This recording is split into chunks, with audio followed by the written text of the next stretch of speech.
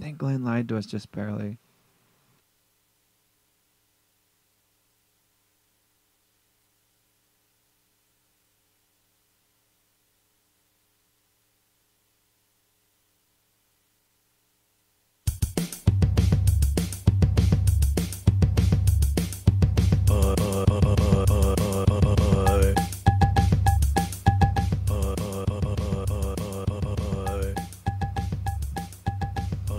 Hello, everyone. Hey, Monday, welcome back. Fantasy Top 5. We're still doing it. Yep, we're still doing another great week last week. Got a lot of questions on Thursday, a lot of great questions. We did. Thursday was a really good podcast. It was. I'm glad that we decided to do that show. So am I. It was solid. So I think we're going to keep Thursdays around, so that's good. Yep, we will. Every Monday, every Thursday now. In case mark it down in your calendars. In case you're a first-timer, I'm Sean. I'm Eric. Behind the glass, we have Lane. Lane, you want to say, hey, or something? In that voice. Hey, or something. There it that's is. Lane. He's There our he hey or is. something guy. Yeah, you can find us on Twitter. I think it says at the bottom of the screen at Fantasy Top 5. At Fantasy Tweet Top at us. 5. Send us your questions. Jump answer on 'em. our live chat here on Justin TV. We'll answer your questions there. Yep, we do a live show every Monday and Thursday, an hour before the game, where we answer all of your fantasy questions. With our fantasy answers. With our fantasy answers. That is very true. And we kill it most of the time. Not I gonna lie. would say all the time. I would say every week we're doing better than the refs in the NFL at our job. That's very true. They're not doing a very good job. They kind of are. They are throwing flags, and they are They're calling throwing holding. lots of holding, flags. Holding. Holding. And they actually managed to call a technical foul, I think, on Harbaugh last night in the Patriots-Ravens game. That was pretty good. You're reffing the wrong sport. That's basketball. Yeah, it was crazy. And then Brady went up and he shot a foul shot and bricked it. It was weird. It's a weird experience for everyone involved. Oh man! But it was definitely an interesting Sunday. It was. And then the hat that he threw onto the field. Yeah, who slipped on that? I don't remember who slipped on that, but it was awesome. Let me look that up. I gotta.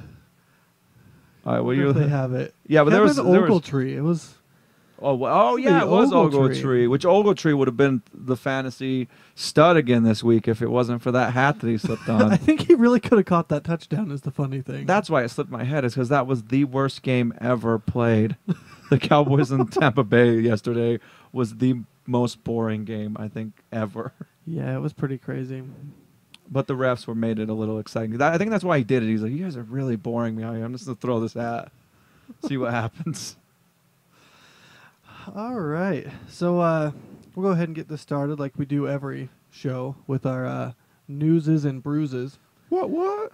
This is where we talk about the top 5 news stories and the top 5 injuries of the week.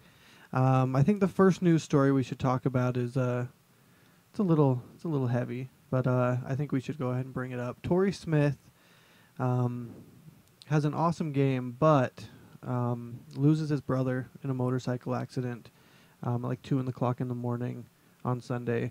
The coach, Harbaugh, pretty much tells him, you can play if you want, you don't have to.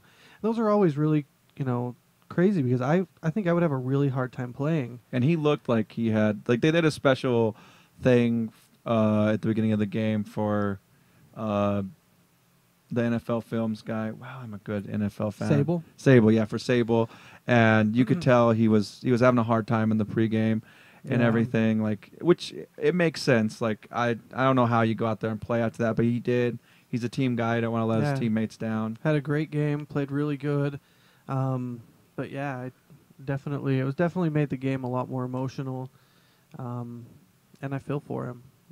And he has to come right back on Thursday. They have another game. I don't know if he's going to be there or not. So definitely keep an eye on it. I wouldn't be surprised if he was out. I didn't expect him to play this one with all that going on, but he did and played really well, and it was nice to see all the support. I mean, everyone was right behind him.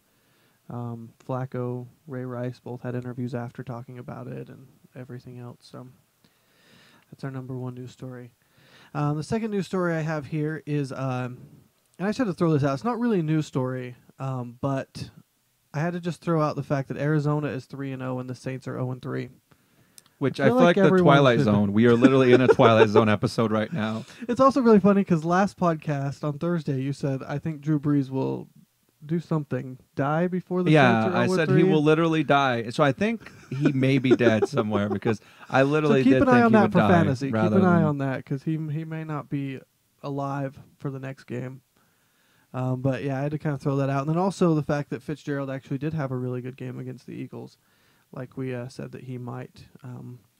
The third news story is Darrelle Revis has a torn ACL and is out the whole season. Which is huge. Like the Jets' whole defense is based around Revis. And yeah, it's tough because they're actually at the top of their division right now, which it's not even that division. Almost all divisions besides the NFC West look awful right now, which you could never imagine saying that before the season. But the Cardinals look sharp. The 49ers looked sharp. We'll get into that a little bit more later in my disappointments, I think. But and in Seattle tonight, I don't think they're going to let Green Bay just walk over them at home. I think they're going to put up a fight. And that's the thing is they're bringing back defense, and that's what's getting this going. Like they are all defensive teams. Even the Rams are a defensive team, and the Rams, I think, are going to be in every game.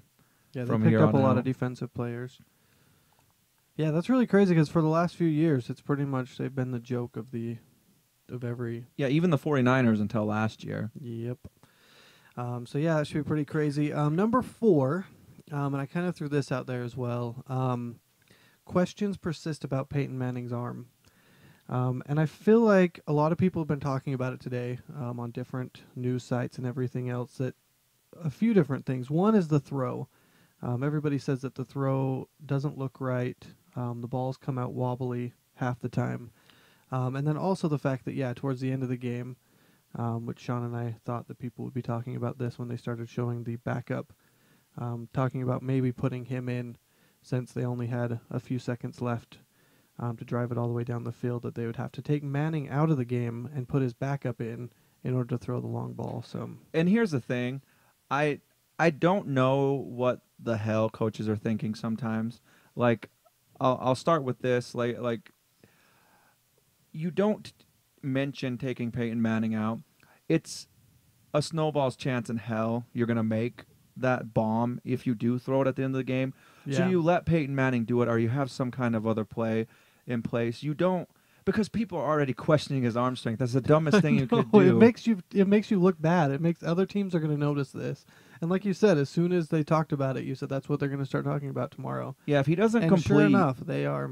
Yeah, if he doesn't complete a few long balls in the next game or two, I don't know. People are going to start moving up. They're going to start. It's going to start affecting the run game, and then you're not going to get all those little dump off passes that he likes to do to Thomas and everything.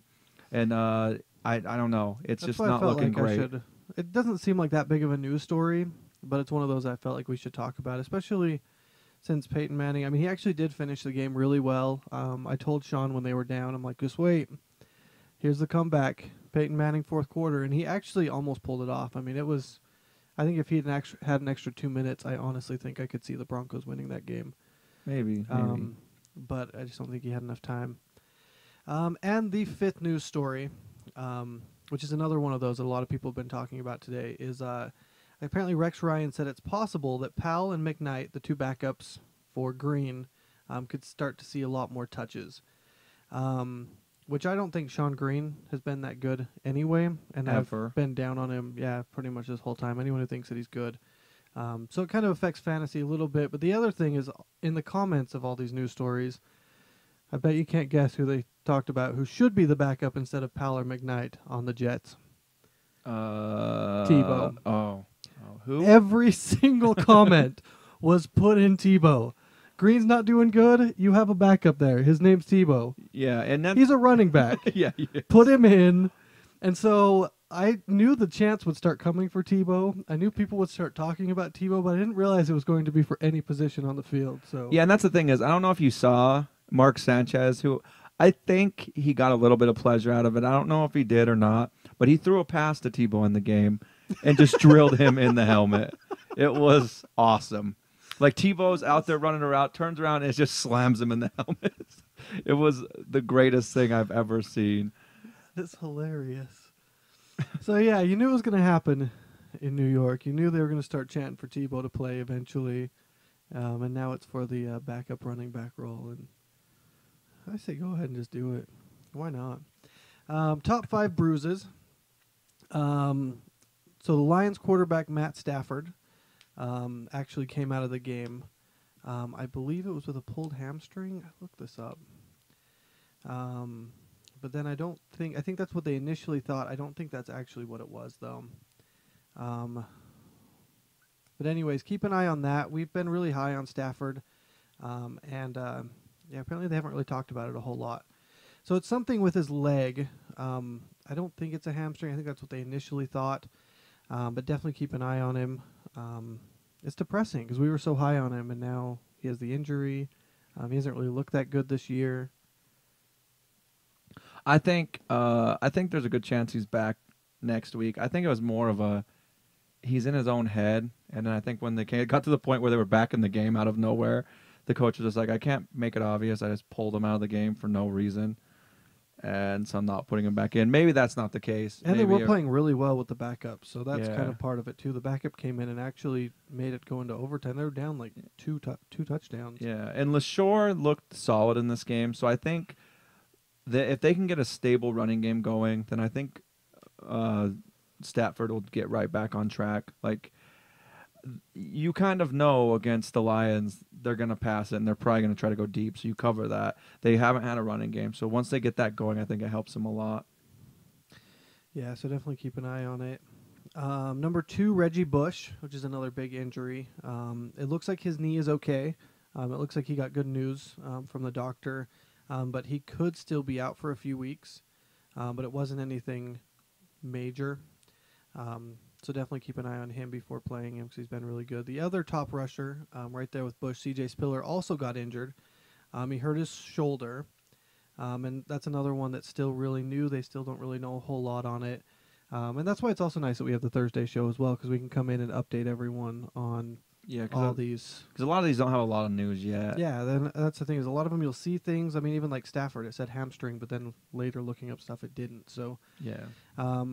all we kind of know right now is what they were injured with, but as far as the extent of the injury, they're still getting them kind of worked on. So number 4, it looks like Willis McGahee left with an injury to his ribs, which looked kind of serious. And I guess Jacob Tamme also suffered a groin injury as well in that game. So there's a lot of big names here. Tamme was another one I was really high on. It's not good for the Broncos at all. Yeah, and that groin injury looks really serious, they're saying. So keep an eye on that. The Raiders, that was quite an intense hit on Darius Hayward-Bay. Carted off the field, neck injury, and actually spent the night in the hospital. He was released this morning, and he's now out. But it's definitely going to be kind of serious. I don't know. Yeah, and I don't know if you saw the anything. hit, but the hit. Well, I know you saw the hit, but I don't know if everyone saw the hit.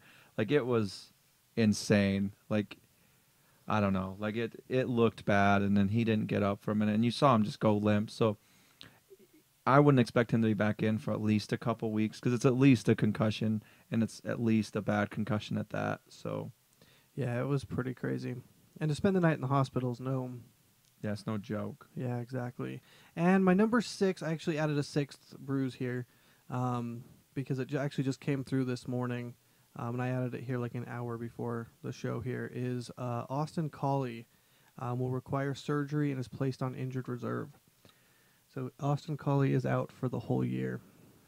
That sucks. I know, and it's not even a concussion this time. It's actually his right knee. Yeah, that dude's got some bad luck. I know, because it was a concussion every other time he's been out. It's another guy that, yeah, I mean, he's from Utah. Most people in the state really want him to do well. I think he definitely had the opportunity to do really well, and he is out. So if he's in your league, you can go ahead and drop him. All right, there's the newses and bruises. All right, we're going to jump now to my top 5 surprises and disappointments. And some of these we already kind of hit in the newses and bruises and just in what we said in the beginning. But number 1 in my surprises is Torrey Smith. Had 6 catches for 127 yards and 2 touchdowns. that's actually not the surprise because everyone knows Torrey Smith's upside. The surprise is that he did this only hours after the death of his little brother, Tevin. And most people moved him out of their lineup because they kind of just assumed he's not going to play. I know your wife, Erin, moved him out of the lineup. But if you were one of the few people who randomly had someone playing Monday that you didn't want to play as much as him and were able to put him in the lineup or just didn't realize and kept him in your lineup, it definitely paid off for you. And yeah, he played really well. Yeah, this is one of those things where it's amazing that he was able to come back. And then play as well as he did. Like, that's awesome. Torrey Smith's a badass. We kind of already knew that, but he really proved it. Like, he's a team guy. And then there's a little bit of, I can't really say anything else other than douchebaggery that goes along with this in the form of Twitter, which Twitter is Twitter, and people and that are happens quite a bit. Dumb. And so there's a person at Katie Brady 12 who looks like she's a New England fan and loves Tom Brady, hence the Brady 12 on there. And hence the comment. Yeah, let me just really quickly, I think I had it saved on my phone, what she tweeted out here. The actual tweet is, after the game, after the Patriots lost, she said, "Hey, Smith, how about you call your brother and tell him about your win?" Oh, wait, too soon. And that's just, it's ridiculous. Like, really, it's insane that someone would do that. Like, that's just, it's crazy. And she has got a ton of people tweeting at her and telling her, like, actual football Which people. I would Shannon, expect. let me see. I also think I have on here what Shannon Sharp said. Shannon Sharp said, let's see, where is it?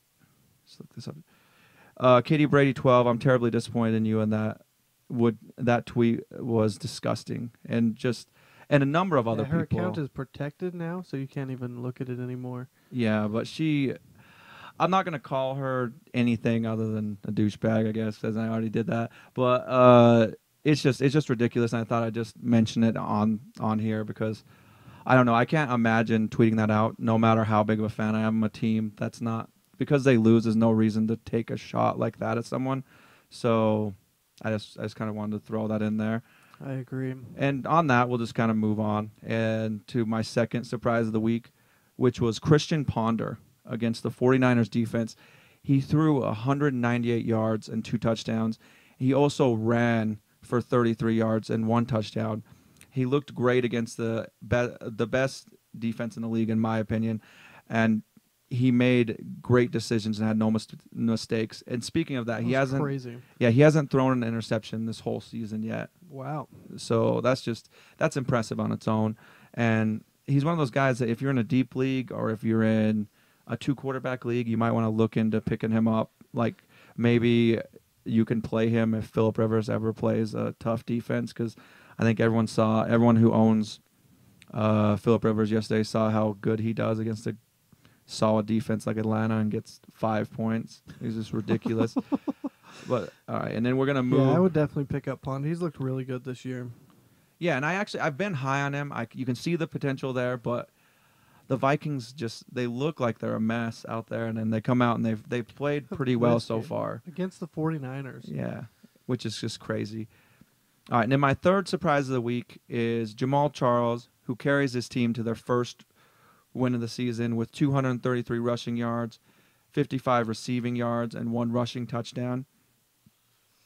And he, you kind of expected him to eventually break out, but then after last week, he didn't get a lot of play. And me personally, I was down on him. I told people, and it's actually one of those crazy things, because a lot of people asked us, should we pick up Andre Brown and play him over Charles? Yeah. And I was like, yeah, for sure. Charles, you don't know what he's doing. You don't know if he's going to get all the work. And then Andre Brown did awesome, and I was like, yes. I was right. And then Jamal Charles comes out, and he's the number 1 running back this week. And it's just like, either way, I guess, if you listen to me or not, you did good. Like, both the guys did great. But yeah, it looks like he's completely back, and that's awesome because Jamal Charles is one of those guys that can get you 20 points a week. So it's awesome to see him back. And we did say that. We said, we think he's just shaking a little bit of rust off, and that he'll be back. By the end of the year, he'll be up there. Don't worry about him. But these first few games, he's just kind of, coming back after that injury, and yeah, like you said, I think he's already back. Go ahead and start him with confidence. Yeah, he looks good. And then my fourth surprise of the week is Carson Palmer, who had 209 yards, which isn't a ton passing, but he had 3 touchdowns against the Steelers on Sunday. Wow. And he actually has been a decent fantasy option so far this year. He's had over 17 points in each of the first 3 games, and he has 879 yards, 5 touchdowns, and only 2 interceptions. And he's Carson Palmer. He's never going to be a top 10 guy every week for you. But if you're in a 2-quarterback league or if you're in a deep league. Bye weeks are coming up soon, too, so people are going to have to start. They start next talking week. About that, yeah. And yeah, he's definitely worth looking into because the big thing with Carson Palmer is the interceptions, at least last year.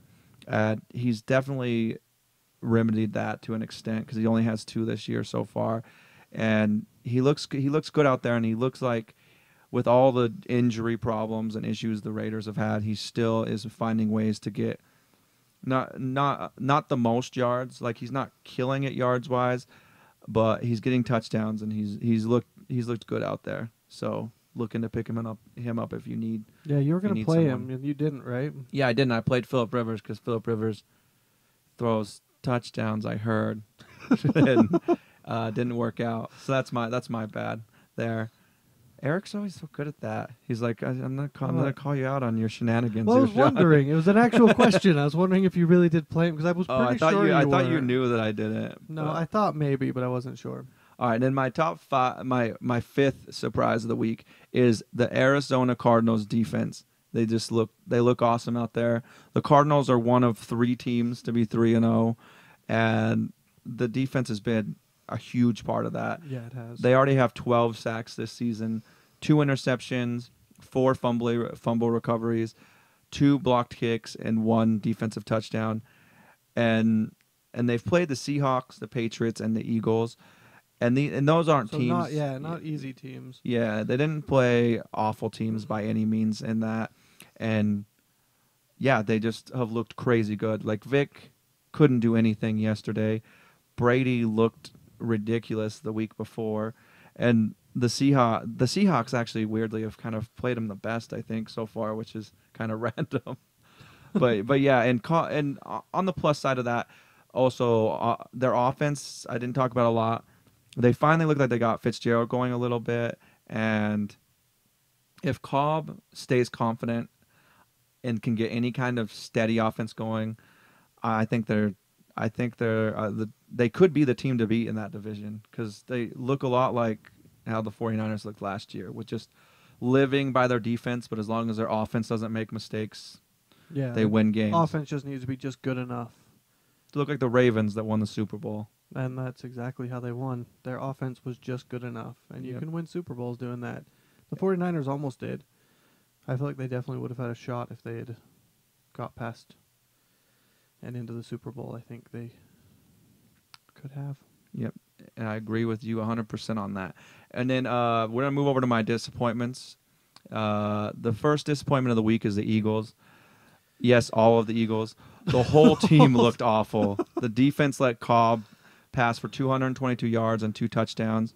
They helped Fitzgerald get back on track with 9 catches and 119 yards and a touchdown. And they also let Ryan Williams, that guy that everyone is down on, run for 83 yards. And the Cardinals as a whole had over 100 yards rushing as a team.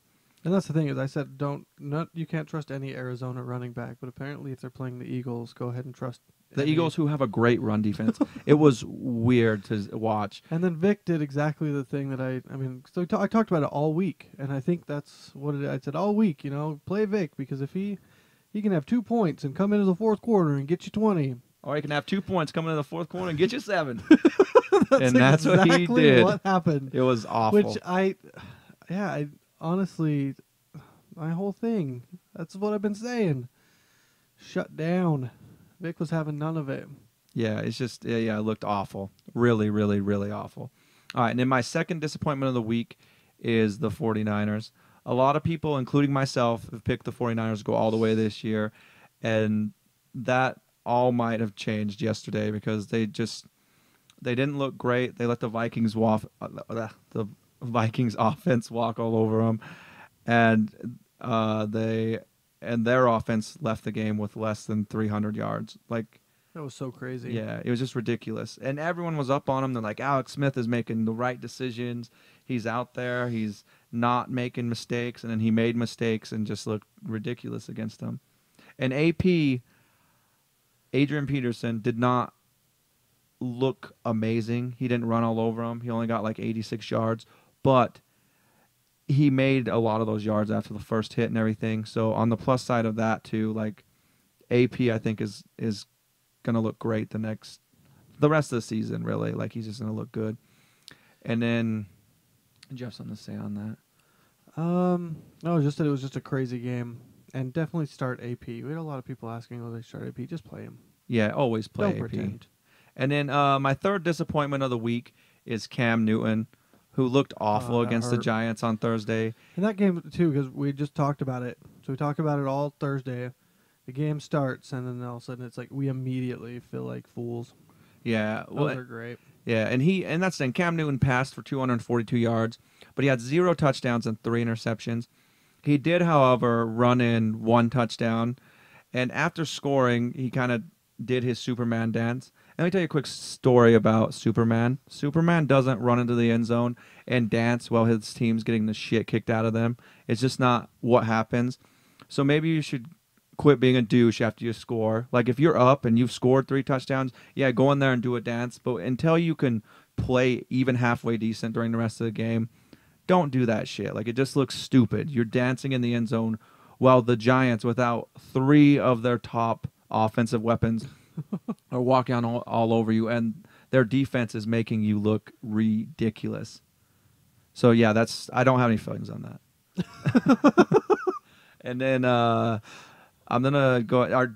Sorry, I'm not letting you say anything. No, you're good. All right. Keep going. And then the fourth disappointment of the week is the Saints, who, yeah, they looked better on Sunday, but they weren't able to win the Chiefs. And the Chiefs have just looked awful this season.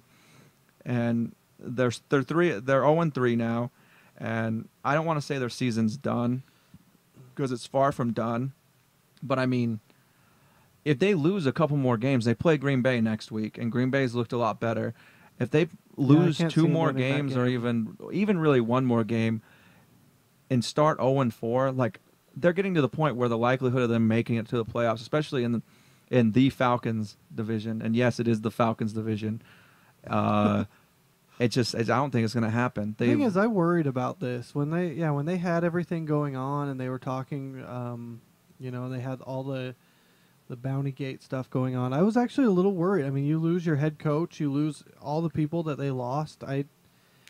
But then by the time the season started coming around, I'm like, oh, okay, I think they've had time to adjust to it. I think they'll come out and do pretty well. And no, I think it affected them as much as I initially thought it would. So, yep. And they've looked awful. And to hit on that, like, I don't want to blame it on Bounty Gate, because that's not 100% what it is, but their defense looks like shit. Like, they don't look good at all. Yeah, they don't. So that's a big part of it. But Breeze, I expected to play God and go out there and just win the games for him single-handedly, because the defense, as much as they were trying to hurt people or whatever last year, they didn't look great. Yeah, they haven't looked great for a while, their defense. They're getting old. Now it's looking really bad. Yeah. All right, and then my number 5 disappointment of the week is Phillip Rivers, who had a great game last week and then looked awful on Sunday against the Falcons. He couldn't get anything going, and he ended up with only 173 yards, 0 touchdowns, and 2 interceptions. And the Chargers as a whole looked pretty bad. Yeah, they did. On the plus side, Ryan Matthews came back, and he didn't get hurt. And that's about the only plus of that game. Yeah, and he weirdly was their whole offense, but he still didn't do a ton. But yeah, the Chargers looked awful, and the AFC West is a tough division right now, because all the teams are, like, the Chiefs looked amazing. Well, Charles looked amazing on Sunday, and that's the thing, is AFC West is all over the place. The Raiders won the Steelers. The Denver looked like crap after they were picked to go to the Super Bowl, I feel like, after that first win against the Steelers. So I don't know. It's a weird division, and all the teams are up and down. Yeah, there's been a lot of weird stuff. All right, we'll go ahead and let Eric get to his pickups and put downs. Yep. Okay, so pickups and put downs. These are the pickups of the week. So waiver wire pickups. Put downs are who you should drop off your team and get rid of them. So the first pickup of the week is Andre Brown. I think it's pretty safe to say now that he is going to back up Bradshaw. And if any of you had Jacobs last year, you know that that's not a position that doesn't get points. Like, they will go to that second guy a lot. And Brown looked good. He did. He looked really good. And Bradshaw looks like same old Bradshaw, who's injury prone. A good producer when he's out there, but injury prone. But then at the same time, yeah, I mean, Jacobs still got quite a bit of looks, even when Bradshaw was healthy. So 64% owned. You can probably pick him up. Use a waiver wire pick. Number 2, another running back here, Mikel LaShore, 55%, which I think it's safe to say that he is going to be the number 1. And Kevin Smith, who I pretty much since we started the podcast have been saying how high I was on him and how much I loved him, and puts up a fat 0.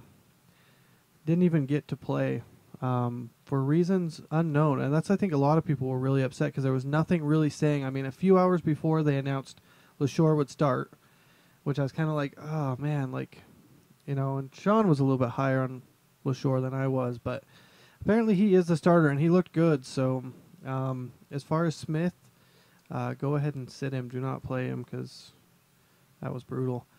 Number 3, and we actually have a few tight ends here, which I think a lot of people are looking at right now. Heath Miller is 39% owned. And this one mainly comes down to the fact that Roethlisberger is looking for him a lot, and the quote that Roethlisberger said, which was, "I will make Heath Miller a Pro Bowl tight end." Yep. Those kind of quotes they mean a little bit, because most of it comes down to the quarterback throwing him the ball. And if the quarterback wants to make him a Pro Bowl tight end, and I think he has the potential to. I mean, and what position does Roethlisberger play? He plays a quarterback. Oh, okay. Yeah, he does. So that kind of goes as a plus on your thing there. We're not saying, I mean, so far, he's had some good games, but he hasn't had anything great. I think you can pick him up, and I think that comment alone is what kind of put him into this category, honestly. Number 4 is Kyle Rudolph, another tight end. A big sleeper of mine. Yeah, sleeper for yours, and has looked really good. Ponder apparently is a quarterback, a decent one. Yeah. And he seems to be throwing to him a lot, which is really good. And yeah, he isn't getting a lot of yards, but in the red zone, he is the favorite target. 2 touchdowns yesterday. A lot of only touchdowns. I think 44 yards. So I would definitely pick him up, 38% owned. My number 5 is Dennis Pitta, which we've talked about him a lot as well, and Flacco's still looking for him a lot. And he looks really good. 61% owned, so you should still be able to get him as well. And I threw in a number 6 here as well, which is the Arizona defense, which I don't really put a lot of defenses in here, and maybe I should put more. Most of it ends up being wide receivers, running backs, and tight ends, but 37% owned.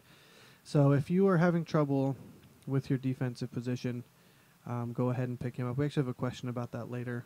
My put downs, I'm putting him in here again as my number 1. I still don't think people want to get rid of him yet.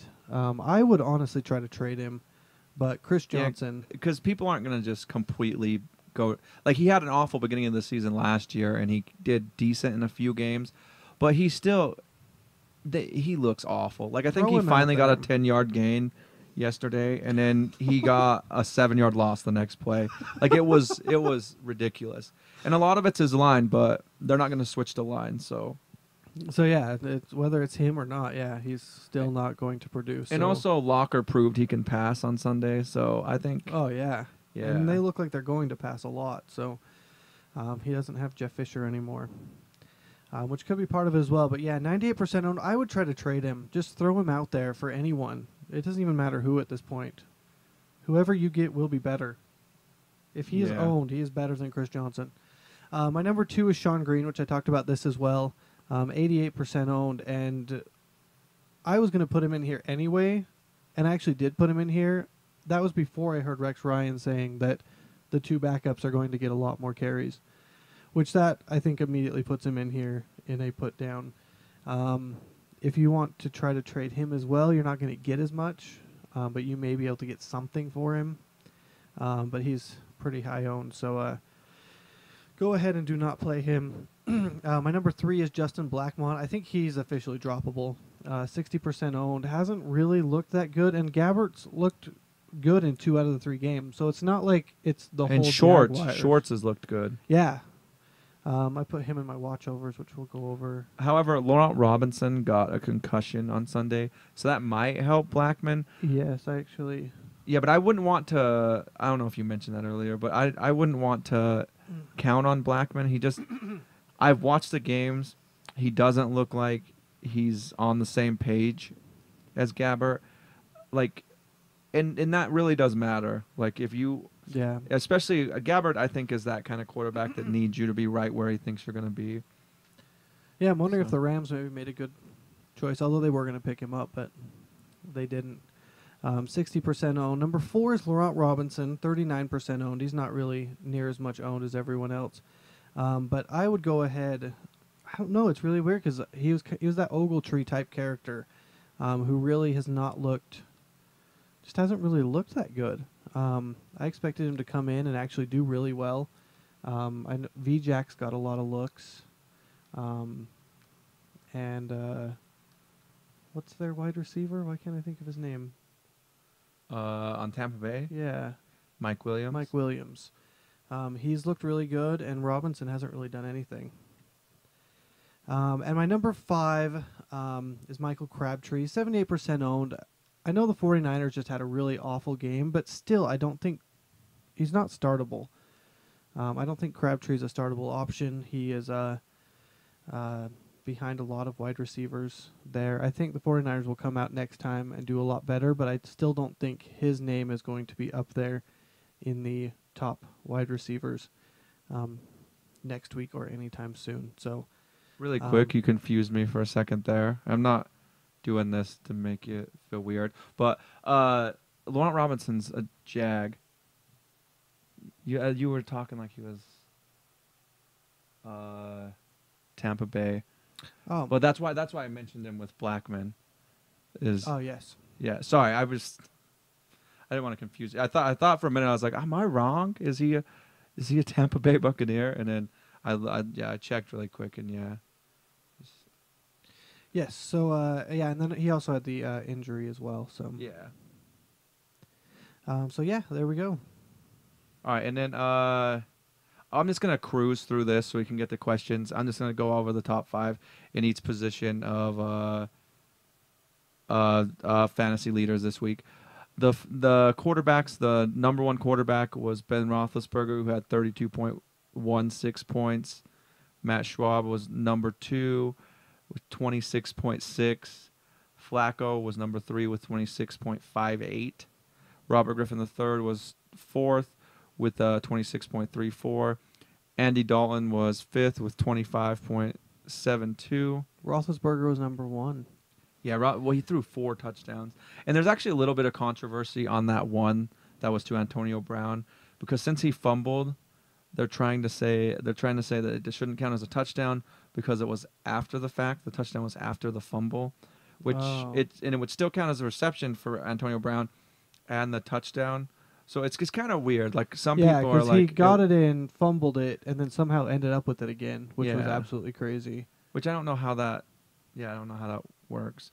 But yeah, there's a little bit of controversy in it. You might see your stats go down 4 points or whatever it is for Roethlisberger, depending on if they decide to switch it or something. I don't know if they will. Oh, yeah, that could be crazy. Yeah, so if you won by 4 points and you have Roethlisberger, I won by 4 and I had Brown, but I think Brown should be fine. Yeah, Brown will be fine. Yeah, he still got the touchdown, whether he fumbled or not. Yep. All right, and then running backs, number 1, Jamal Charles, who, like we said, killed it. Number 2, Jones Drew. Which is nice to see him back in the top 5. Yep, he also just did great. And then number 3, Andre Brown. Number 4, Ray Rice. And number 5, Mikel LaShore. Like we were saying, Kevin Smith's done. Yep. And also, like we were saying, Jamal Charles, number 1, Andre Brown, number 3. But there is a 10-point difference there. Charles got 34.8. So he made it so he could have carried your whole fantasy team. And Brown got 25, which is still really good. Yeah, it is. But not enough to win you a week necessarily. But, yeah. And then wide receivers, A.J. Green is number 1 with 25.4 points. Torrey Smith, who we talked about earlier a lot, 24.7 points. Nice. Calvin Johnson's back in the top 5 with 22.4 points. Mike Wallace got 18.4 points, and Fitzgerald got 17.4 points. Top 5 looked really good against the Eagles. Yeah, he did, and he always kind of does against the Eagles. I don't know what it is because they have a good defense, but not against him, I guess. And then, like Eric was talking about earlier, tight ends. Our number 1 tight end, Heath Miller, with 18 points. See, I didn't even realize he was number 1. I knew he had a pretty good game, but I didn't realize he was. Yeah, he killed it. And then number 2, another guy Eric was talking about, Kyle Rudolph, who had 15.6 points. And number 3, Tony Gonzalez, who had 15.1 points. Jared Cook's number 4 with 13.7 points. Number 5 is Martellus Bennett with 13.3 points.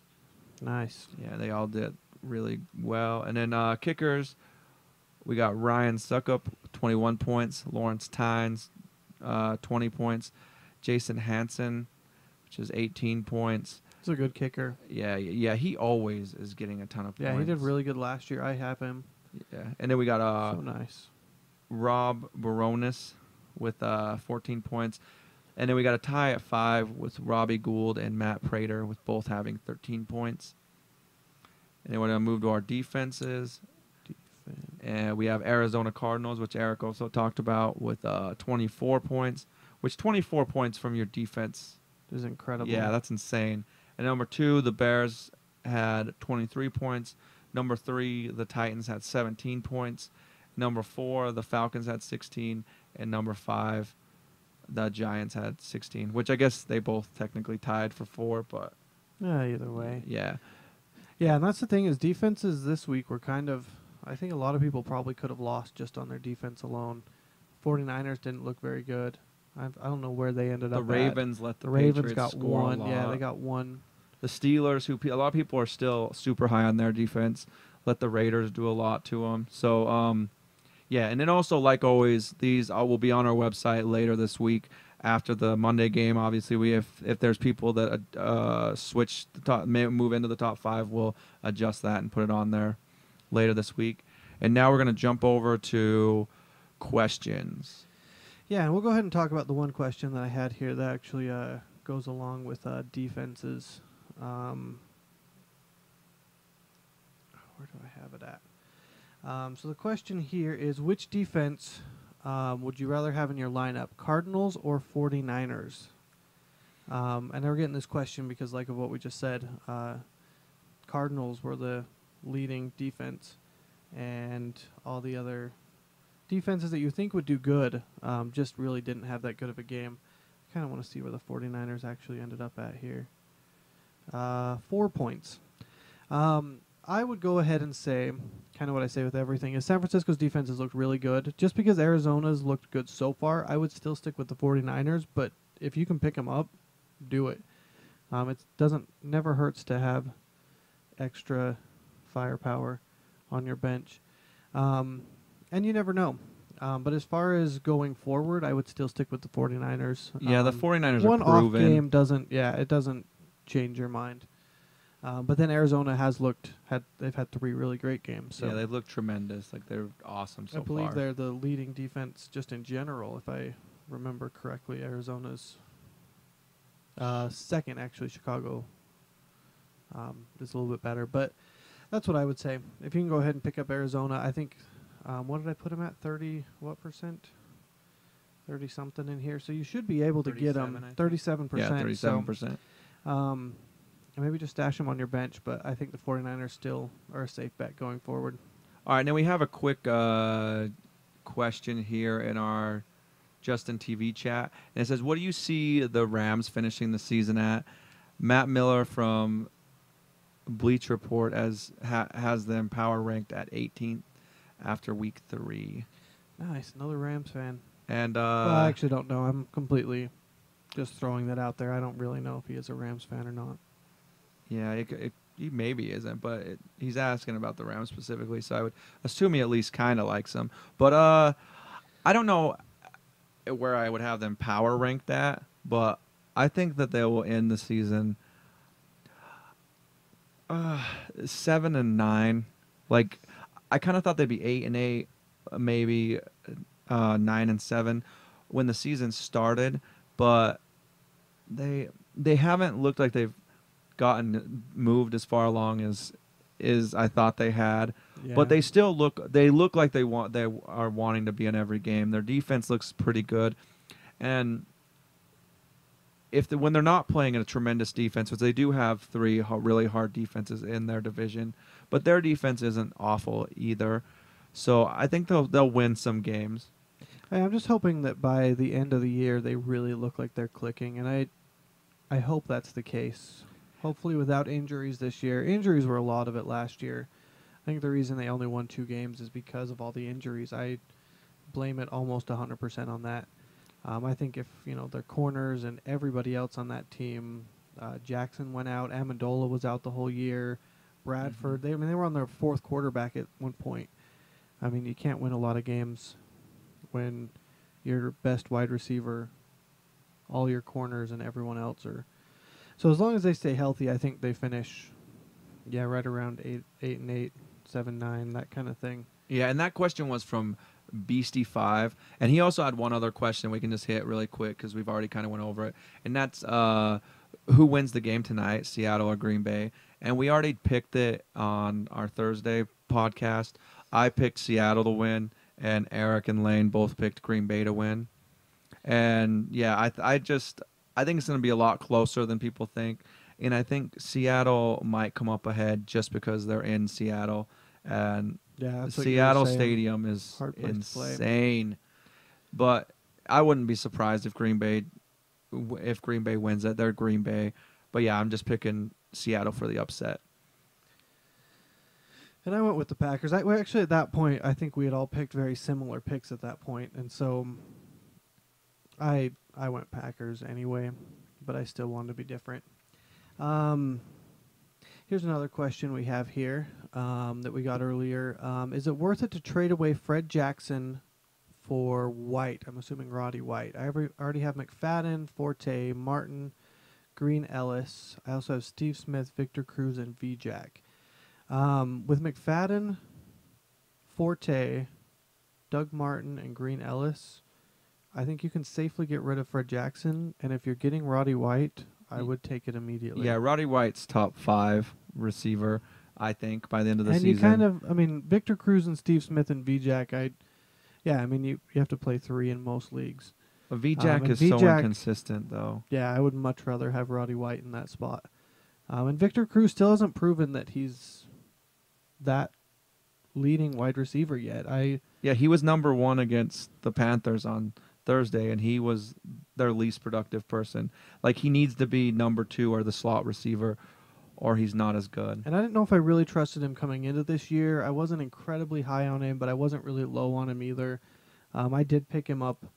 It finally reached a point where I felt like I should pick him up in our one league, and I don't really feel confident playing him anymore. So if you can pick Roddy White, I would definitely do it. I do like Fred Jackson, and it looks like, he's on a speedy recovery. It looks like Spiller's going to be out. If Fred Jackson can get back this week or next, I think he may have the starting gig for a week or two. But Roddy White is definitely worth it either way. And Fred Jackson's older, and once Spiller gets back, I don't think they're going to stop giving him work because Fred Jackson's there. I think they're going to want to see what they can get with C.J. Spiller and make sure he's the guy they want to stick with for the long haul. I agree. What was the was it Tumblr or Twitter question that you answered earlier? Yeah, I have this question from Tumblr from Jurenvious, and his question was basically, he said his quarterbacks were Rivers and Alex Smith. His running backs were CJ 0K. And we need to start using that. I like it. Who he mentioned is killing his hopes. And he has Ben Jarvis, Green Ellis, and Steven Jackson. His wide receivers are LaFell, Miles Austin, Greg Jennings, Brandon Gibson, Meacham, and Titus Young. His tight end is Cook. His kicker is Lindell. His defense is Seattle. He said, "How do I fix this train wreck of a team? I'm 0-3."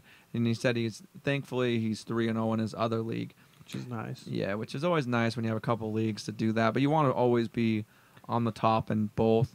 So what I basically told him to do is, for quarterbacks, I would try to pick up Ryan Fitzpatrick, Christian Ponder, or a Carson Palmer type guy. Yeah, I would go Ponder. Yeah, for Alex Smith.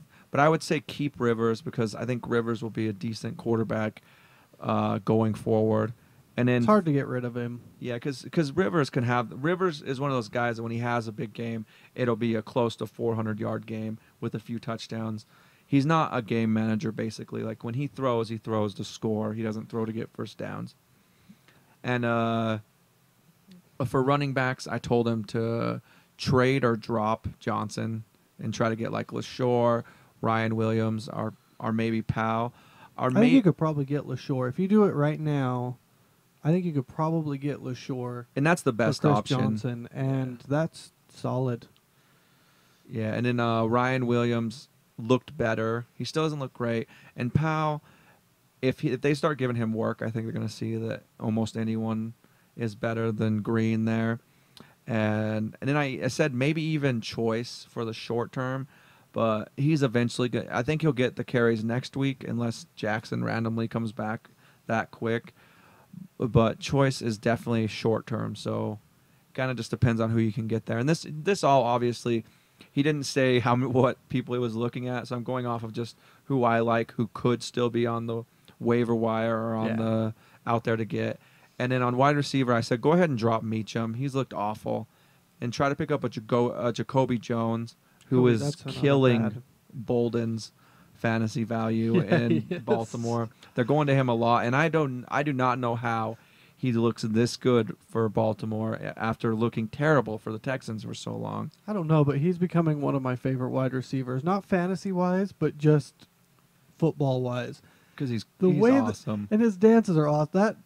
That whatever Chopper City juke dance that he did was epic. And then yesterday with the pass interference. And the pass interference call where he just stood there with his arms folded, shaking his head, was so epic. And so I already like the Ravens a lot, but he's definitely making it more enjoyable. Yeah, and I also said Hawkins is a good pickup. Shorts is a guy who Gabbert's going to a lot, and then also Denarius Moore, especially if Hayward Bay's out for a few weeks. Denarius Moore is going to get a lot of work. He already had over 10 targets in the last game, and he's their big play guy. Yeah, definitely more. Or, Shorts, because apparently I don't even remember who the other wide receivers are in Jacksonville. That's how much they are off. Like, knew Laurent Robinson went somewhere down there. Yeah. So I apologize for that one. I don't blame you. There's like 7 Florida teams. Like, half the NFL's in Florida. Somewhere in that area. And none of them are great. They haven't done anything, so. Yeah. I apologize to everyone for making us look like an idiot. Yeah, and then the rest of the team looks pretty good. If you could still get Pitta, Rudolph, or Bennett, I'd maybe pick them up to replace Cook. But I'm actually still pretty high on Cook. And you saw in my rankings that I believe Cook was still, what was he, number 3 or number 4? Cook was still number 4 tight end, the number 4 tight end last week. And tight end, people are using tight ends a lot. Like, so, yeah, Cook still isn't bad, but like Rudolph and Bennett were both on there. Cook did get injured. I didn't put him on the injuries because I already had so many. I don't know how serious it actually is, but if he's injured at all, then you may want to take a look at. Yeah, and that's true. One of these other. It looks like another one they don't really have a whole lot of news on, but it was his shoulder. And with them not having a whole lot of news, it seems better than having news because they had news on Revis and the news is he's out for the season. So no news is good news. Okay, we got 5 more minutes. Let's try to answer a few more questions really quick. Here's one right here from Motor City Muscle. I know it sounds like blasphemy, but 8 and 5 points for Romo and Rivers is not doing my team any good. Thinking of grabbing Fitzpatrick or Ponder and rolling with at least consistent points. Yes, Romo and Rivers could have breakout games, but is it worth it? What do you think? So Romo and Rivers,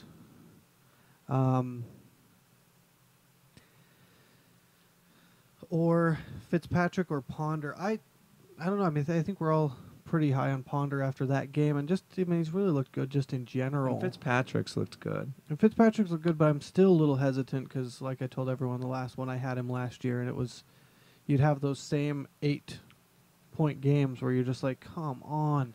Yeah, but he did. So Fitzpatrick, I'm a little bit more hesitant on. Yeah, and Fitzpatrick did say after the season that he was hurt after a certain point in last season with his ribs. He just didn't mention it till after. I don't know how true that is, but from the looks of him so far this season, or at least the last 2 games, he's looked like that may have been the case. He's looked pretty solid. Stevie Johnson's caught a touchdown in all their games so far. Mm-hmm.